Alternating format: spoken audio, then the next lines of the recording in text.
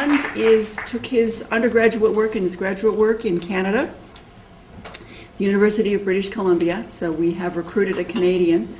He did his postdoctoral work in Cambridge, England, and he was then recruited to the University of Irvine in 2000. And Hans was featured on 60 Minutes 3 years ago. He's managed to survive that. But at that time, he was interviewed widely, and one of the things that Hans mentioned at that time that I thought was interesting was that he decided that he wanted to focus on spinal cord injury at a pretty young age. So he has, for most of his formative science years, really thought about this condition and what it's going to take to really provide, if not total cures, certainly amelioration of the condition. So it's with a great deal of pleasure that I introduce you to Dr. Hans Keirstead, who is co-director now of the Stem Cell Research Center and a member of the Reeve Center faculty at the University of California, Irvine. Hans? Thanks a lot, Anne. Real pleasure to be here. I think these types of meetings are growing more and more crucial as we start to see things that are coming up from the literature, from the laboratories across the world, and look to be translatable. So it's really important that we have these discussions. I'm going to speak about a couple of the two most recent treatments that I've been working on, potential treatments for spinal cord injury that involve stem cells. And the idea here is to shortcut this natural process where this poor lonely sperm has to make it across a terrific terrain to this oocyte. And we take advantage of fertility clinics in the nation to provide us with the 3 to 5 day old union of sperm and egg and procure blastocysts. And these blastocysts are really marvelous, marvelous things with a great deal of mystery wrapped up in them. And we lose a lot of that mystery when we break open this tennis ball and take the embryonic stem cells outside. This tennis ball is really the thing that tells these cells when to divide and what to become in order. And we lose that instruction manual, and we gain a cell population that's very, very naive. It has the property of reproducing itself almost ad infinitum. When I first started looking into a commercial and clinically viable population of cells, I turned to embryonic stem cells because they're the only cell type, I believe, right now that one can generate virtually unlimited quantities of. And if you can't have the commercial viability, you really can't have the clinical viability. So large mass production is important, hence embryonic stem cells. I don't think it's going to be the end of the story, as virtually indefinite propagation of adult cells will, I think, come. It's a technological challenge. Well, when that day comes, we will welcome it, as we're going to see a lot of advantages and disadvantages of different stem cell lines. So this is not a human embryonic stem cell party. It's just that it's the only cell type that satisfies this criterion at the current time. Bulk production, because you people are big and there's lots of you. We've begun to derive new stem cell lines at UCI in the Stem Cell Research Center that I share the directorship with Peter Donovan.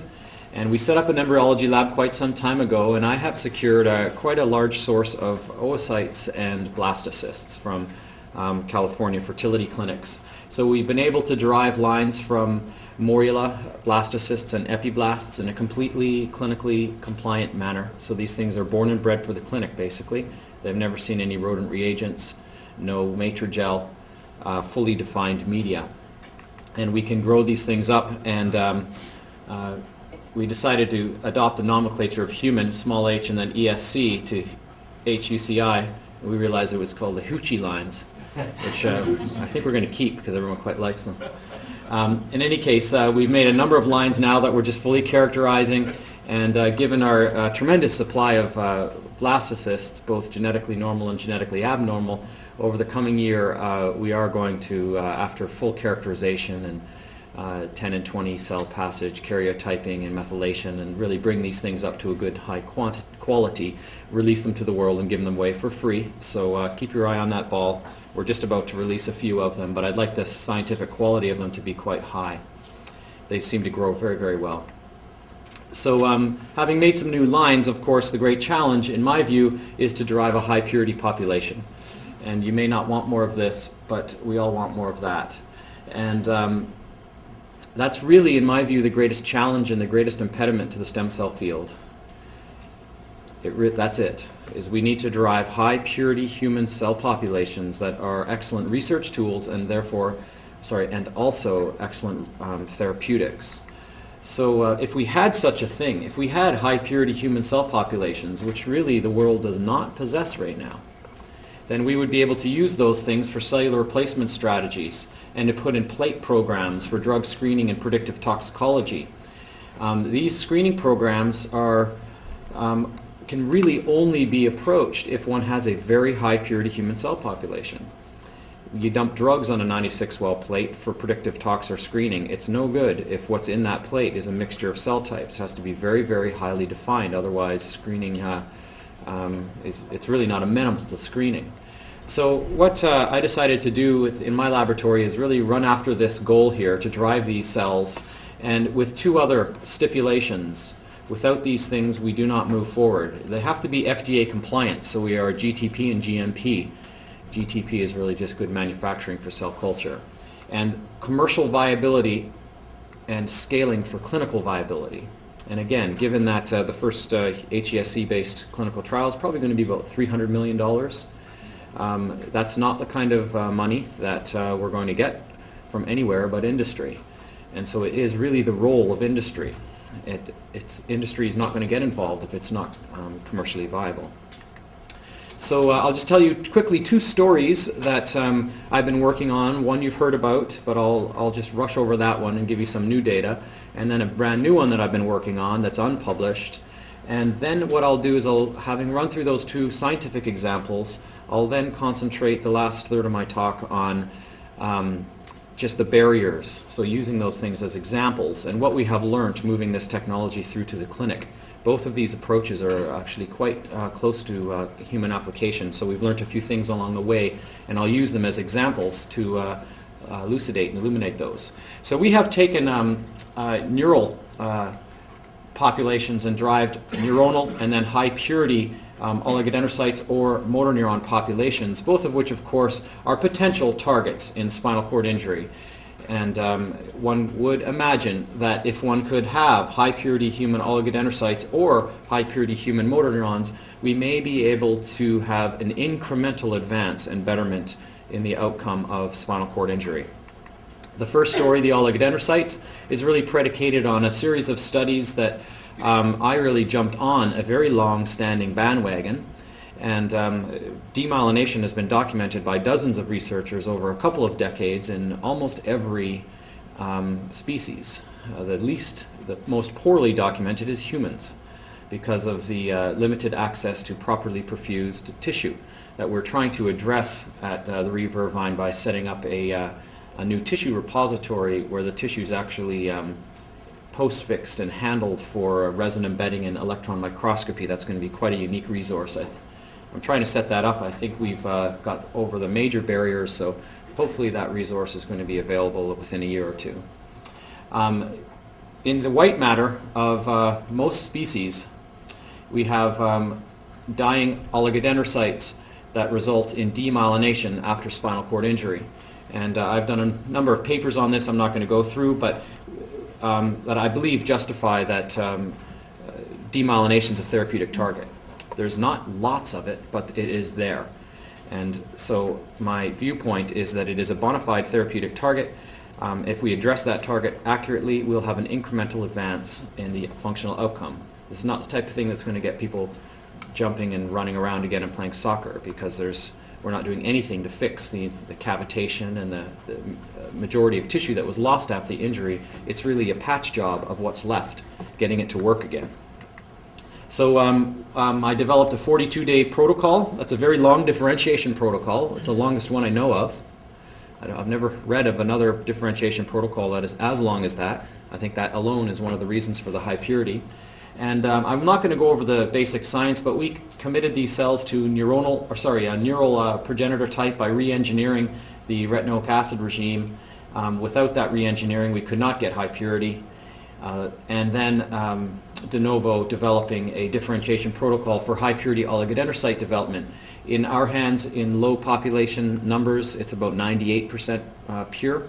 That's the highest purity population of anything that's ever been derived from any stem cell population without the use of FACS sorting. Commercial viability. FACS sorting is not commercially viable. We can't take a cubic meter of tissue to get a pint glass or a cup. We need 1 cubic meter of tissue to generate 11 cubic meters of product. It has to be the other way around. This is a positive selection method in which the things that are not oligodendrocytes just don't form or die off along the way. And here's just the last thing I'm going to talk about this, because this is all published and I'd like to move on to newer work, but just a summary video of this. When you get onto 60 Minutes, you can coax them to spend a lot of money on videos, so that's what I did. And this animal has its tail down. It has a lack of consistent coordination front to back, lack of consistent plantar placement. It drags its belly.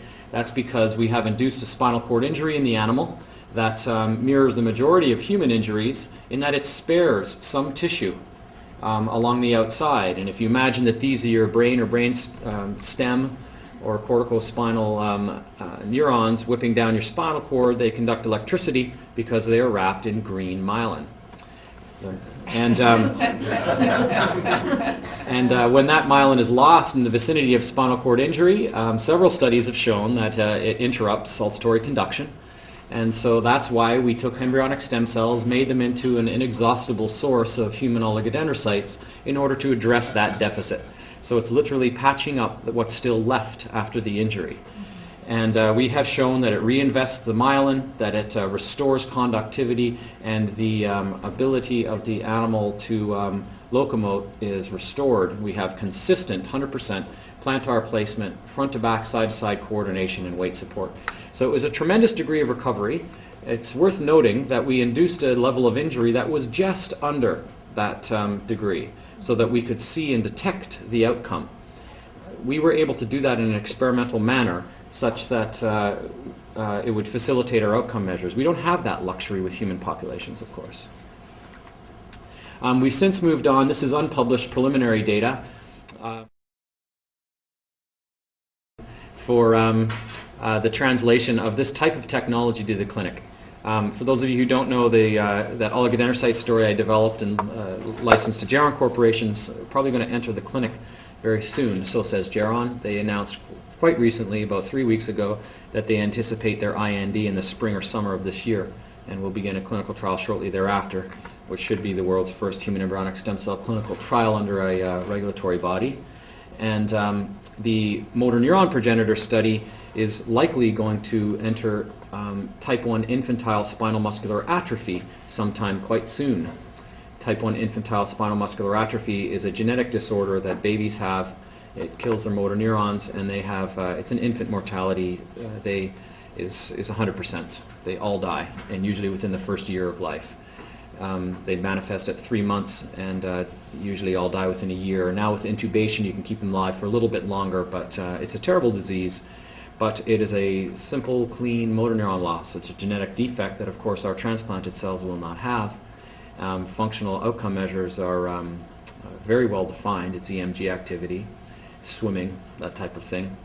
And the patient recruitment is extremely easy, 100% mortality, and it's a pediatric disorder. And in addition, because these humans only live for a short period of time after diagnosis, the duration of the clinical trial is also extremely short. So for all those reasons, it's a very strategic population to go into. And of course, that's secondary to the compassionate reasons of actually treating this human condition. But it's a wonderful stepping stone to spinal cord injury or ALS. So those two treatments are clinical bound, and they're actually quite marching along quite well. So this is the list that I put together of what I consider a lot of the challenges that I've learned along the way, sitting at the FDA and talking to them, or to regulatory quality assurance officers, or teams of focus group meetings, some 100 that I've attended. And let me just run through them one at a time. I think first and foremost is this idea of repeating the experimental findings of others. I think it's absolutely critical. There's sort of two general ways of looking at this. One is a true repetition. The pros of that are it's very ideal. It's exactly what you'd like to do, a true 100% repetition. It's very ethical with respect to the humans, because we are going to be putting these things into humans, so you'd want to do that. And risk and efficacy is assessed. The cons are it's extraordinarily costly.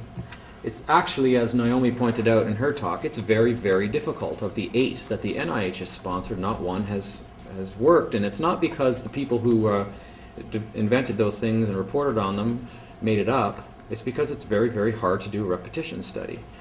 And there's a lack of PI motivation generally. There's a lot of reasons why they're difficult to do. The literature support, like I mentioned in the oligodendrocyte story, it really speaks to the robustness. If you can get to the same conclusion using several different populations, then it gives us a feeling of robustness. I actually think that should be strongly valued. It's very ethical, of course, with respect to decreasing animals in experimentation. And that's something that we shouldn't lose track of. Risk and efficacy is certainly not assessed. You can't get it. Because if Scott does something incredibly well in his hands and I use a different cell population and a different injury model and we both get to remyelination and functional recovery, my study does not validate his and his does not validate mine. It would be a stretch to say otherwise. The general feeling might be good, but it is certainly not a repetition.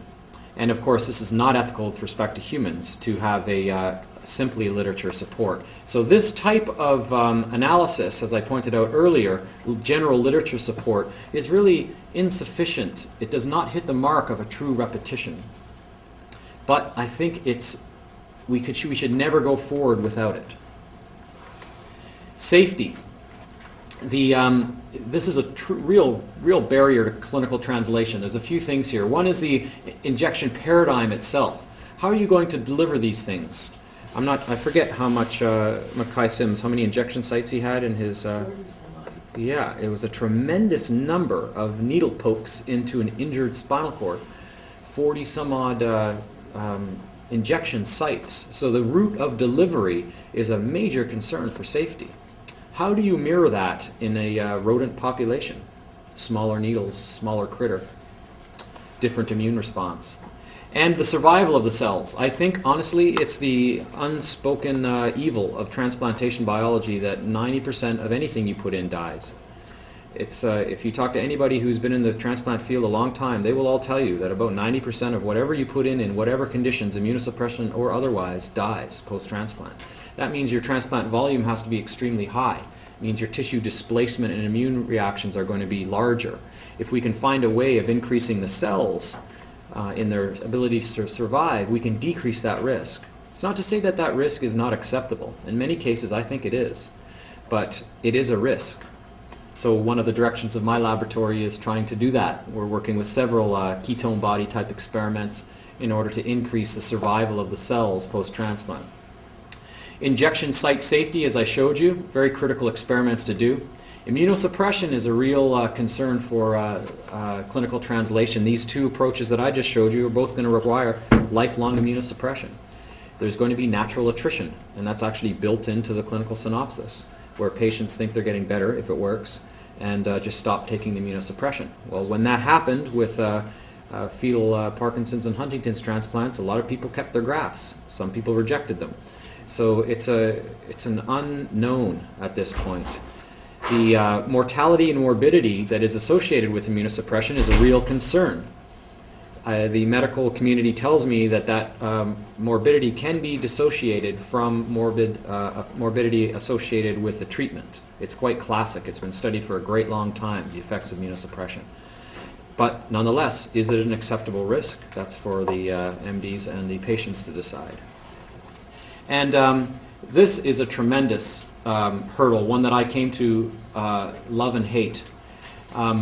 For example, with the motor neuron treatment, it took us 8 months of design with 4 different people making $500 an hour over hundreds of hours to design this, what's called the pivotal preclinical safety study.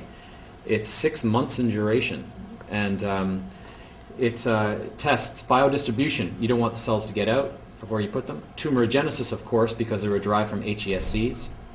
toxicology in blood and urine, all the med chem, and pain assessment. It must be outsourced. The FDA requires it to be outsourced to a GLP facility. So that $750,000 price tag we had to endure was not easy to swallow. How does an academic laboratory do that? Well, we didn't. We had to go to industry to get that money. We had to go to foundations and launch a tremendous amount of effort to raise that, because these people are in business to make money that run GLP facilities, and they need to be paid. There are actually over about 180 outcome measures and time points over 6 to 12 months. That's not trivial. I don't know how to do those things, and I bet there's nobody in this room that knows how to do them all. My point here is that it's extraordinarily expensive and extraordinarily specialized. These things we are inadequate as a spinal cord research community to address these things. So it takes a great deal of cooperation. 8 months of planning, 6 months of duration, 180 or so outcome measures. This is no small task, and it's something that has only happened twice in the United States. Whether large animals have to be used is really, these are the sort of the guiding principles that I've used for determining this. One, what's the validity of the existing models? Is there a good monkey model of contusion spinal cord injury? No. There's a great model that's being developed for hemisection and laceration injury, but is there one for contusion? And I know you don't go to the monkeys in order to try efficacy. You're doing it for safety. But shouldn't safety be evaluated in the injury model that we're addressing? Because isn't spinal cord injury, so says Lynn Weaver, and I believe her, and I think everybody does, associated with inflammation in virtually every organ in your body? So it does make sense that we go into valid animal models. Not to test efficacy, but we're still testing safety. But it is important that we don't put these things in healthy, normal monkeys. What we're going to get out of that is, in my view, useless in interpretation of the safety of that product. It must be confounded, influenced by the environment of an injury site, a contusion. And if we don't have a valid model, then how good is that model? What is it worth going to? Whatever model you have, is it adequately characterized? You know, when I almost put my oligodendrocyte preparation with Jeff Kosis and Tjaszynski, and we were sitting planning putting these things into the monkey model, we were all happy about it. Everybody wanted to do it. We said, let's put the oligodendrocyte progenitors into the laceration model because it is validated, it's characterized, let's go. So we got together $3 million in order to run the trial, no small feat, and all the credit to Jeff. And then I said, wait, this is a laceration injury. Maybe I should take a look and see how much demyelination there is in laceration injury. And sure enough, there isn't. There's virtually no demyelination in a laceration injury. This is actually a lacerated spinal cord 24 millimeters away from the site, because you can't even see anything there. And so I published all that stuff in rodent models saying that a laceration is not a contusion injury. But the moral of the story there is you have to be model specific. You've got to validate and characterize your model before moving forward. That does not exist in the monkey field yet. So that's not a defense saying we shouldn't go to monkeys. I think that's tremendously powerful and very valid approach, but not all the time. The cost is tremendous. The skill set required is not to be underestimated. We should always think about the ethics of using these sentient beings. And the necessity, here's one of my major points. The necessity is not dictated by a list. It's biology. It's the transplant population. And this issue should never be generalized. Do you use monkeys or do you don't? It is foolish and immature to say, yes, you should always use them, or no, you should not. They are treatment specific. So the oligodendrocyte story, for example, I would argue that why would you go to monkeys in that model? The way that one cell myelinates an axon of any species is the same regardless. We've had monkey cells myelinating virtually every vertebrate and human cells myelinating every vertebrate, so what's different there?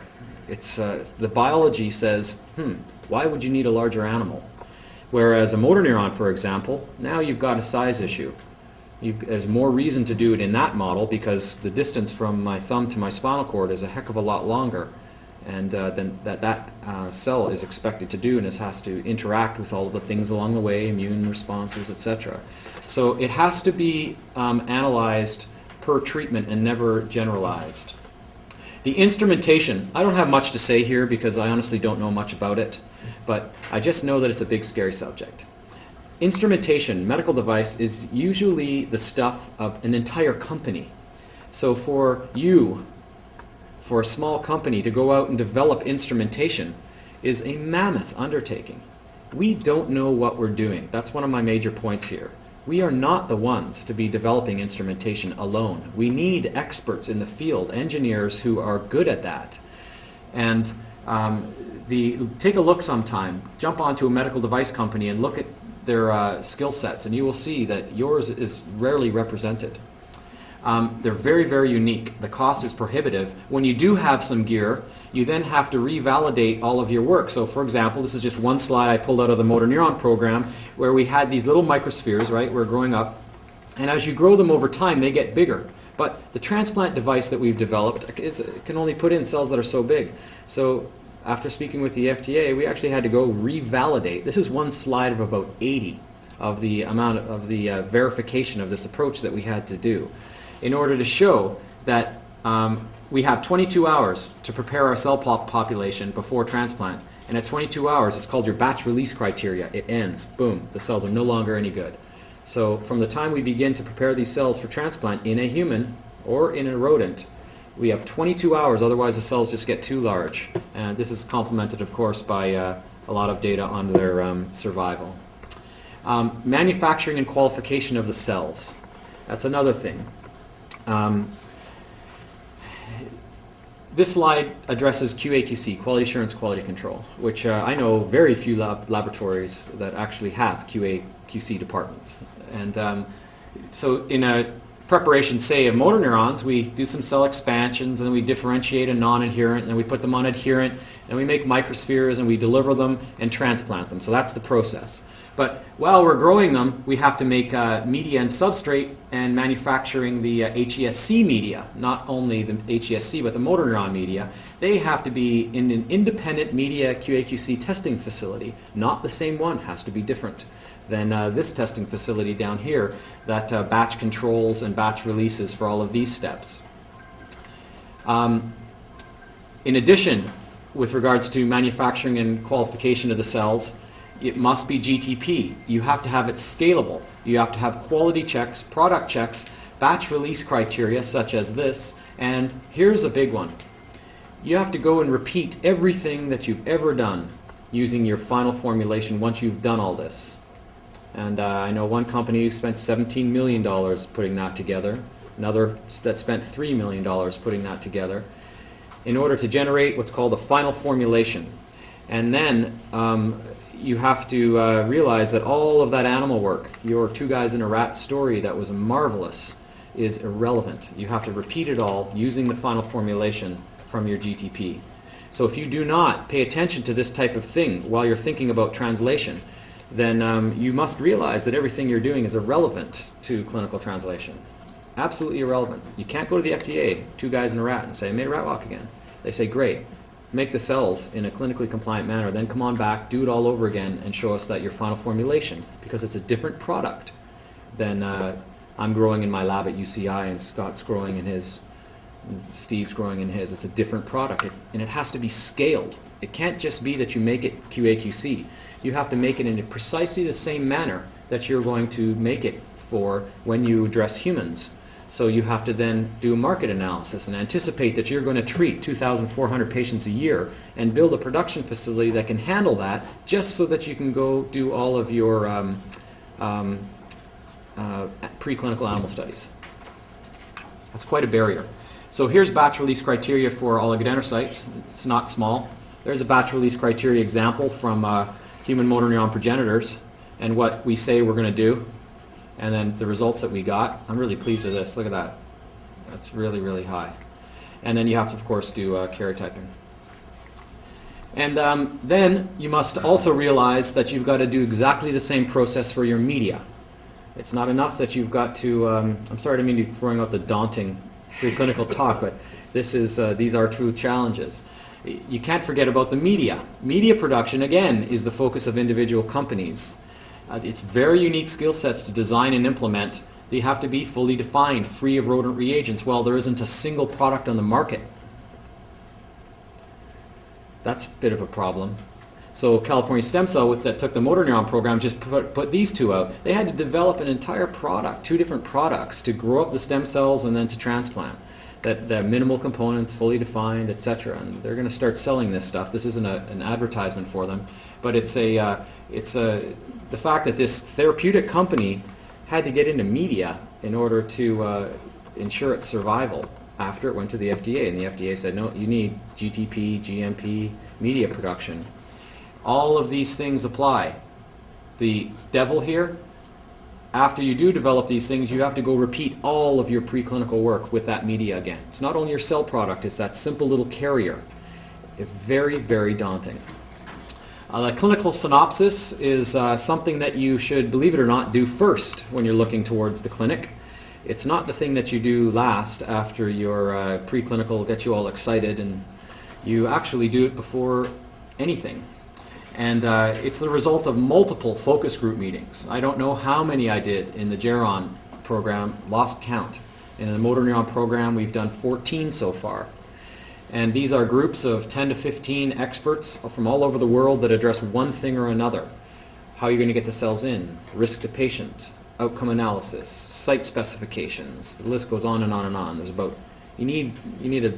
about 14 things you need to address, and each one of them should have several focus group meetings. They should precede the experimental design, and they should reflect the preclinical studies.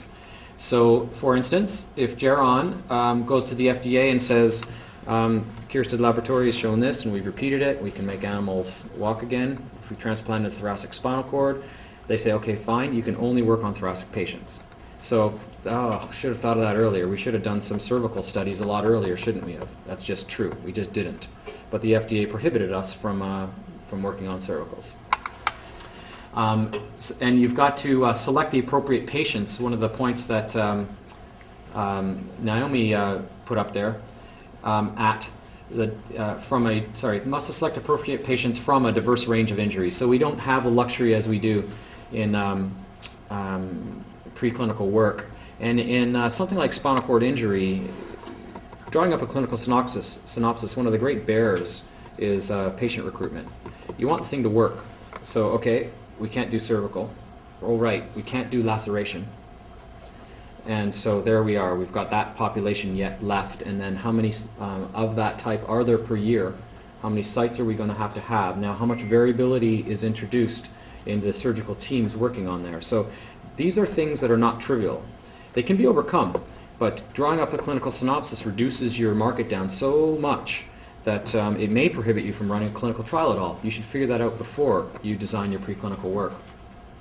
The outcome measures, of course, with particular spinal cord injury are particularly daunting. It's only the truth that the cure is not around the corner, but incremental advancements are. I'm very positive that we're going to have some success in spinal cord injury fairly soon. I'm an optimist, for those of you who know me, you know that.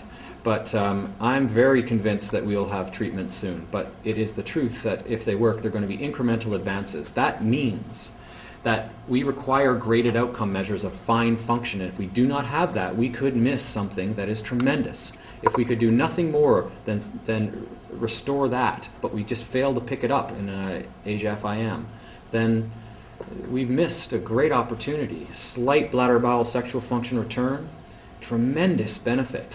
But that could fall right off the charts if our outcome measures are not graded and sensitive enough. And rehabilitation regimes right now are in their infancy for spinal cord injury, and no transplantation technology will work without rehabilitation. None. I really believe that.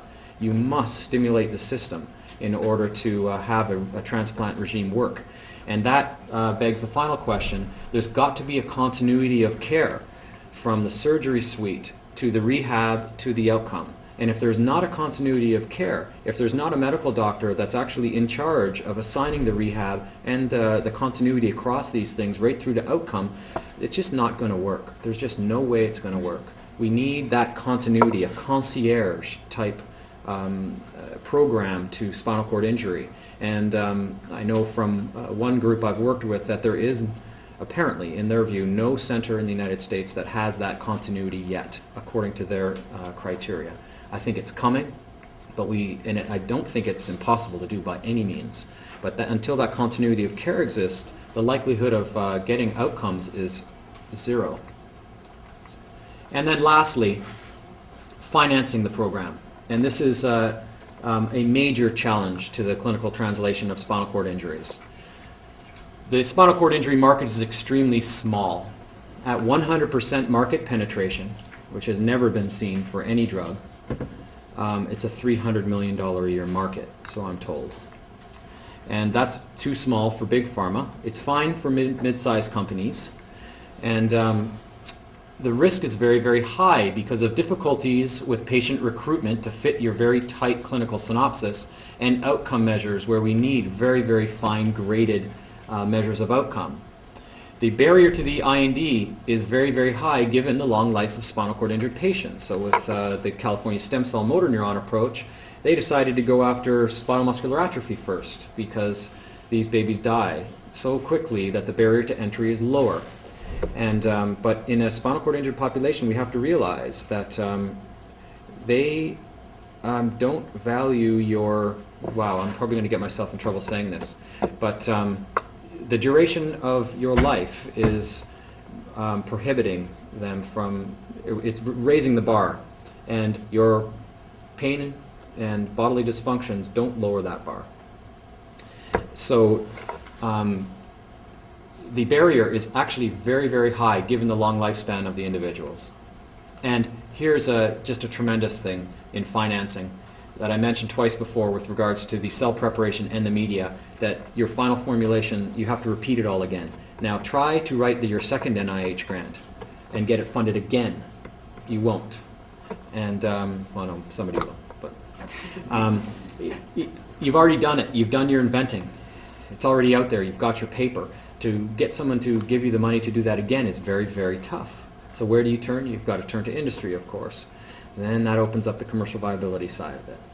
So with these two companies that I've worked with, Ability Biomedical for something I told you about earlier, I didn't tell you about, I'm sorry, it was the first treatment I developed for acute, immediate spinal cord injury that altered the immune response.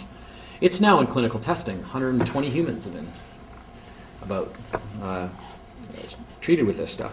And I'm really happy, but I developed it for spinal cord injury with my partner, collaborator, Tom Lane, who was working on MS. So together, we did this, but we tried to get companies to be involved, and they said no. After we developed our final formulation and went back and had to repeat everything again, they said no, sorry, market's too small on those things. So what we had to do is go back and show that it also worked in rheumatoid arthritis, which is a $9 billion a year market, and then also ulcerative colitis, which is a $14 billion a year market, and then they said, okay, we'll take it. And so we're doing the same thing with the motor neuron approach in opening up spinal muscular atrophy, ALS, and spinal cord injury. And I don't mean to sound like a callous capitalist, but it's just the facts. That's just how it works. It's too small, so you've got to have a mind to working in other animal models in order to increase the value of the program such that you garner investment. And I want to end here. I added one that is a little more squishy, just as I was sitting earlier this morning, and that's actually the isolation of academics. We are not the ones with the skill set to address all of these things, and we just aren't. And you don't know how to develop instruments as ambitious as you are, and you don't know how to set up a GTP or a GM facility as ambitious as you are. So you must, from an early stage, engage industry, engage the FDA, and engage the government. And if you do not do those things, your treatment will not move forward. I've never seen anything move forward. Great science just doesn't make it unless there's a tremendous engagement of industry, the FDA, and government, all three pillars of support for academic research. And so that begs the question, whose role is this then? There's all of these daunting tasks of which we are clearly, I hope I've made the point, under-skilled, each one of us, to carry out. Whose task is it? And you know, my answer to that is it's still your job. It's still my job to make sure that these things go through. But one has to accept the fact that it's a larger enterprise. and don't get defeated by it, but by engaging these groups and following these support rules and the ones that Naomi put up before, then I think that we do really have a chance to pull this together. But you can't sit in your naivety and play two guys in a rat and be happy about your work. You've got to be aware of this stuff and start thinking about the manufacturing, the clinical translation. Get involved with medical groups, the FDA, as soon as you possibly can in order to guide your work. And so with that, I'd just like to thank my group. It's just a phenomenal team of 7-day workers that are very, very motivated. And I can't say who in particular, but of course Geron Corporation and California Stem Cell for taking the oligodendrocyte and the motor neuron therapy and putting tremendous resources, and without which none of this would have happened, and where I actually learned how to give the last third of my talk. So thank you very much.